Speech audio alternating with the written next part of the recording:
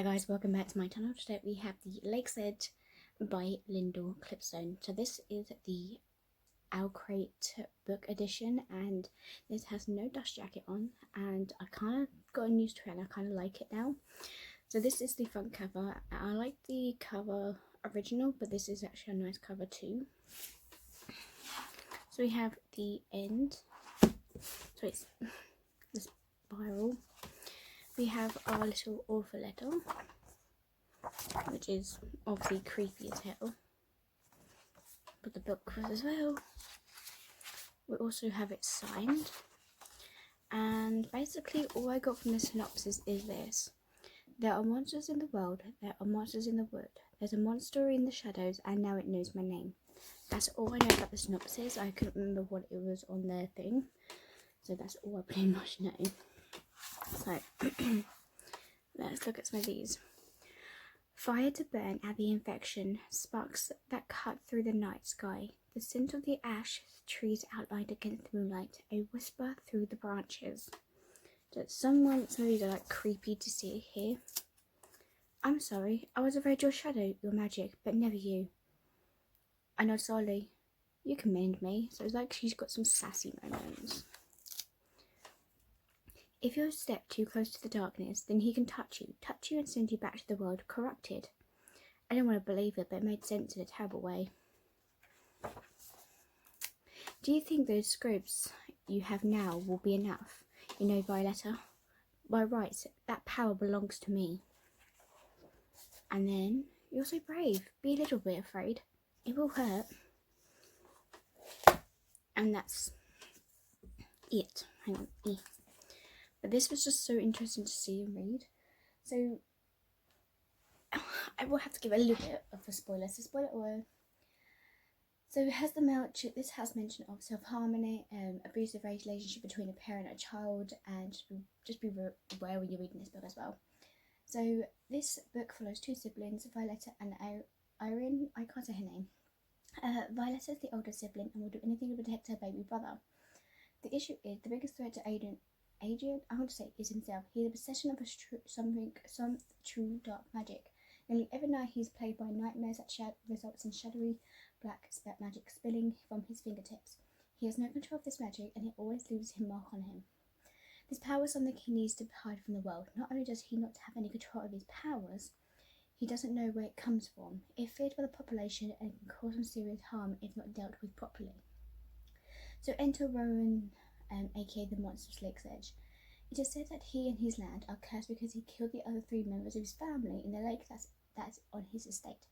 He's also the first outsider to discover Adrian's power. Meanwhile, Violetta is ready to fight for her brother's life as she fears the worst from Roman. Turns out Roman wants to help though for a price. Everything comes with a price, of course. He offers Adrian and turns Violetta's sanctuary at the LakesEdge estate in exchange for Adrian's help. In a surprise twist, he wants to use his power to heal the curse that's upon his land. Courtesy of the deity known as the Lord Under, a ghoulish black substance worked to corrupt the land above, beginning with the LakesEdge. Why is this happening now? Well, Rowan is connected to the Lord Under as he escaped death in his youth, but not with some major consciousness. And despite his many attempts, he is unable to break this curse and free the land from this corruption, despite alone. Now it's up to Violetta's brother, a professional alchemist called Clover, and even Violetta is to free the land. Rowan and ultimately roll from the Lord Under's curse. This task would not be easy. Some of the stakes of our life are death, and Violetta can't keep her mind off the mysterious and ineffable yet surprising compassion and warm-hearted man she now lives with. So she all of a sudden moves in with this guy because he said that he will help her brother. Enemies to lovers, that's all I've got to say to this relationship. I'm in love. Give me the more morally grey villain and headstrong female lead any of the day that would turn me into a puddle of emotions. I want to watch these two stubborn characters claim they don't love each other when in reality they're desperate love. So when I was reading that, it kind of gave me the little bit of Beauty and the Beast vibes, because the way it had. If I'm being honest, though, Rowan and Violetta are more frenemies to lovers and actual enemies. The pair just butt heads a lot. Rowan's also isn't much of a villain. He's more of a misunderstood teen for either Grace. This couple still made me in a puddle of emotions because it turns out they also star-crossed lovers. Typically, I don't enjoy the star-crossed lovers trope, but it kind of works for me, and probably because of this how his friendly lovers works in tandem with it so well. Now, the romance is the best part of the book, in my opinion. It marketed it as the gothic romance for a reason. Personally, I don't think that's the Lyndall does as well, but it was literally a book I was waiting for. I could not believe that I could get an Owl Crate edition.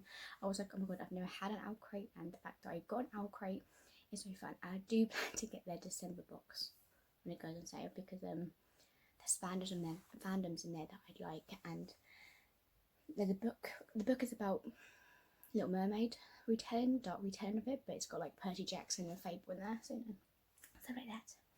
So this was definitely one of the goods.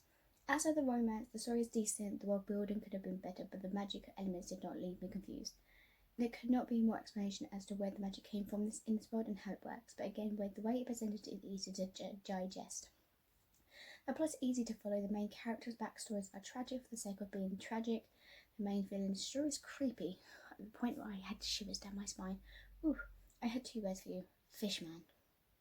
Oh, it's never engrossed in the story.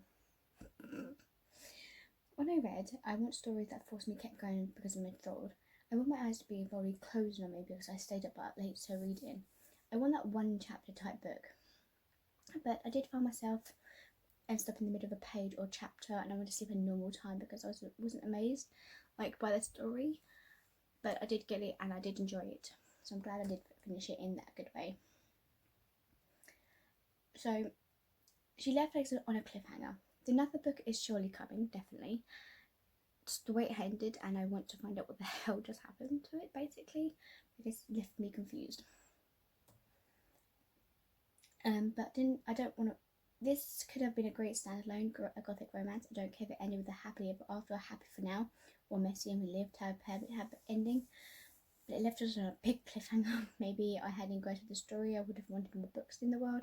But in its stance, I just wanted everything to be fully wrapped in the end, because it was definitely different. But I actually fully enjoyed it. So I hope you guys enjoyed this review, and I will see you guys next time for the next one. Peace. Bye.